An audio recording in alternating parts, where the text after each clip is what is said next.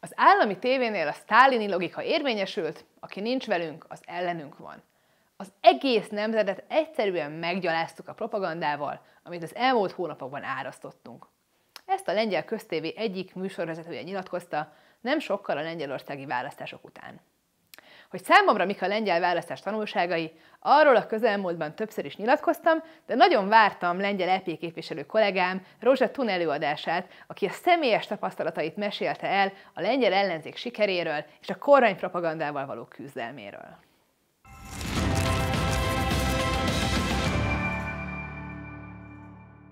Allow me to speak in English, I can speak Hungarian.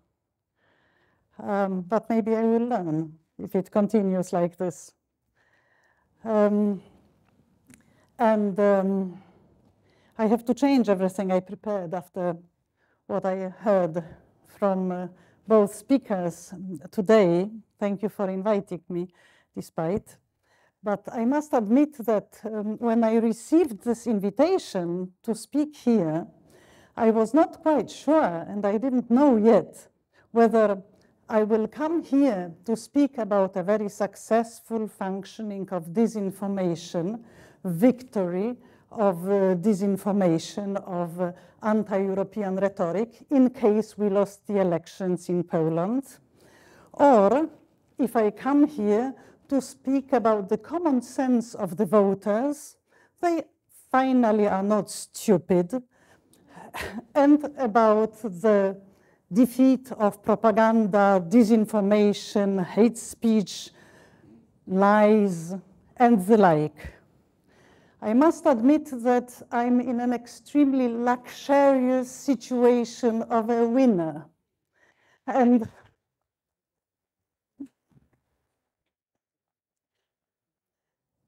it's a very pleasant feeling after 8 years.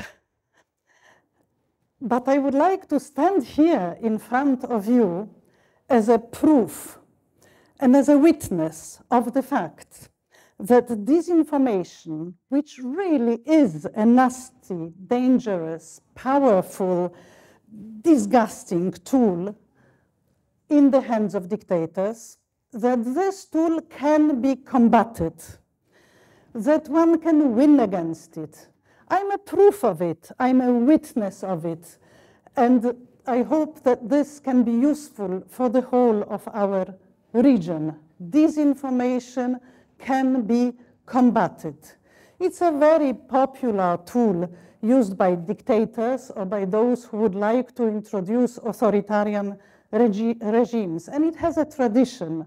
In our part of Europe, some may still remember that the Soviet Union of the 20s and of the 30s, in the Soviet Union there was this GPU, which was a successor of Czech, and they had a special Dezinfor Bureau, or Diez Bureau.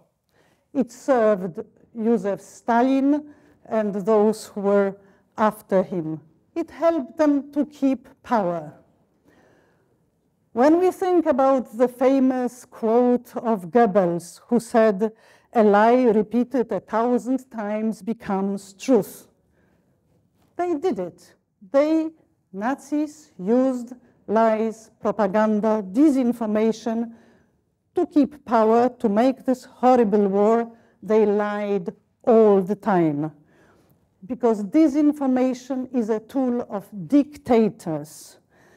And note that dictators like to keep education at a low level, pay teachers miserably, keep education at a low level because lack of information, lack of knowledge, lack of capacity to draw conclusions, lack of capacity for independent thinking is a wonderful playground for dictators, for disinformation, for lies, for creating fears.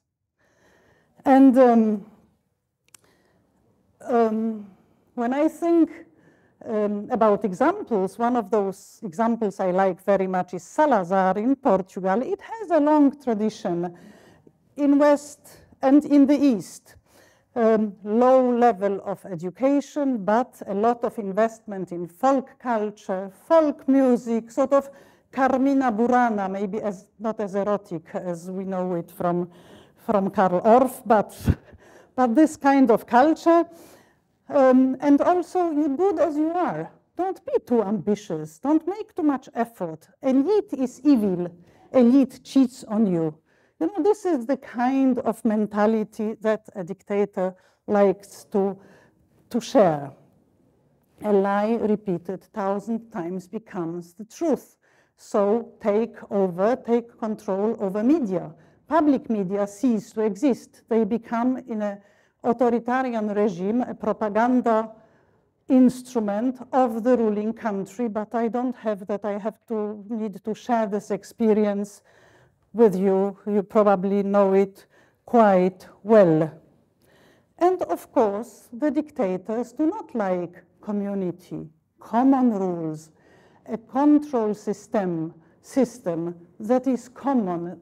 In 2 words, dictators do not like European Union. So there is, of course, in our European countries, when a dictator or an authoritarian regime appears, a very strong anti-European rhetorics, combined with this hate speech, disinformation, lies, and everything you like. I thought about showing you 2 examples from the country I know best, namely Poland. And one is Donald Tusk. Donald Tusk, when he came back from Brussels to Poland, PiS, the party that calls itself Law and Justice, Kaczyński party, started a hate campaign against him, and in fact they didn't stop until now. He's de facto German, they were saying. Well, he's at the services of Germans. On the public television, an uncountable number of times, they were showing Tusk, who was pronouncing 2 words, für Deutschland, für Deutschland. And für Deutschland, this was a constant picture with voice on the public television. The whole thing comes from a speech of Donald Tusk when he was president of the European People's Party, and there was a congress with the CDU, and he was saying CDU was a good government, not only for Germany, für Deutschland, but for the whole of Europe. Well, we can argue with this sentence. Was CDU such a good government for the whole of Europe? I don't know. This is another issue for discussion. But the Polish propagandists extracted from this sentence only those 2 words, für Deutschland, and not, for example, für Europa, which they could have done very easily, but they didn't, and use it until today all the time. Because in the peace propaganda, all of us who want to create, to build, to participate in the creation of a stronger Europe are servants of Germany, slaves of Germany, or maybe straight away Germans. Of course, me too, with my name, Thun und Hohenstein, you know, they like to pronounce it in the full length, even if it's very difficult for them. And why this anti-German propaganda? Germany is being used here in an instrumental way. It's not, to my mind, so much about Germany. Polish society is clearly pro-European. So it is difficult to make an anti-European propaganda. What they do is they say Brussels de facto is weak and doesn't mean anything, it's Berlin. And Berlin in Poland sounds serious. It can sound dangerous. The wounds from the history are not quite healed yet. So it's Berlin. It's not the Commission, it's Bundestag. And that sounds serious. What is strange and what is very dangerous is that this kind of propaganda, even if we find it ridiculous, leaves traces. You would be astonished to know that very serious people sort of ask me if who were my German ancestors. After 1,000 times of such repetition, finally, somehow, it becomes, at least for some people, there must be something in it. They are very astonished that Tusk doesn't speak German, or very miserable German. In fact, he should speak German, after all that people heard für Deutschland from the public media. But it is being used in order to facilitate the anti-European rhetoric. Europe is weak. It's Germany that rules, Deutschland. That sounds different than Brussels or Europe. We have the same conflict as Anna was presenting here. The Law and Justice government dismantled the three partition of powers, the independence of judiciary, combined the function of Minister of Justice with Prosecutor General. Well, the result of this is that the Commission suspended payments. It suspended payments until the situation comes to normal. We have exactly the same rhetoric as what I just heard from Anna about payments, about the inflation. Hungary and Poland have the highest inflation in Europe, and it's of course the fault of those Germans and the European Union. But what I would add to what I have just heard, what very strongly propaganda in Poland says, we are punished because we are so strong. We are punished. They want to weaken us, those Germans, so that we cannot compete with Germany. Our sovereignty, they try to take away our sovereignty, our Polishness. They want to take my Polishness from me, because they are afraid that we are a too strong, too proud country. Never it appears that there is something like common values that we must support, that European Union is a guarantee for democracy, for respect of the rule of law. And this conflict is presented like a conflict between European Union and Poland, as if we were not a part of it. European Union versus Poland. We try to stress it's not a conflict with Poland. It's a conflict where on one side we have European law, Polish constitution, and on the other side is the government of peace that breaks the law. I guess that it can remind you of something.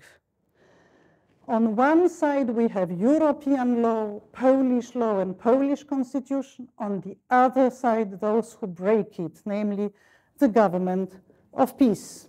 This is the conflict, but the pressure is so strong and the propaganda is so strong that when we have votes in the European Parliament on Article 7, Article 7 is the article that finally, well, it was never used until now, can deprive a given government that breaks the rule of law from voting in the Council. The propaganda is so strong that when we vote Article 7 against Poland, against Hungary we voted also, even the Polish opposition is afraid to vote. Because finally this propaganda, disinformation and pressure make it that the politicians say, we will not explain it to the public. We don't have our media are weaker. We will not be able to explain to people that it is not that we do not vote against Poland. It will be very difficult to explain to people that we will not vote against Poland. And I must admit that I couldn't agree more with Anna than when I hear her, but we must stick to the truth. There were moments where I felt pretty alone, even in the European Parliament among my Polish colleagues. We must stick to the truth, even if it's extremely difficult to explain to our voters, to our citizens. This is the only thing. And remember and constantly explain to them that struggling for democracy is not against my country, it's for my country and for myself. But this disinformation, lies, and ownership of public media, I'm saying this in order to show that those elements can be so powerful that even people who know where the truth lies and where the truth is,